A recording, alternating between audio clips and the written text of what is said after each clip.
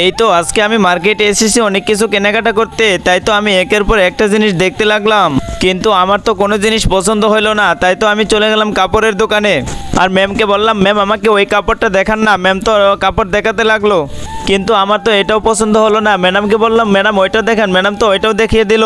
আমি তো এভাবে অনেকগুলা কাপড় দেখাতে বললাম, সে তো আমাকে অনেকগুলা কাপড় দেখালো, আমার তো একটাও পছন্দ হচ্ছে না। বন্ধুরা, তোমাদের সাথে এরকম কার কার ঘটেছে তারা এখনই সাবস্ক্রাইব করে দাও।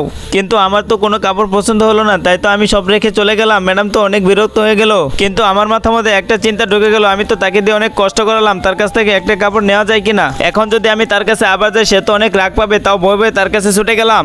সে তো আমাকে দেখে অনেক রাগ পেয়ে গেল। আমি একটু মুচকি হেসে তাকে বললাম, ম্যাডাম ওই কাপড়টা আমাকে একটু দেখান না। সে তো আবার আমাকে সেই কাপড়টা দেখাচ্ছে।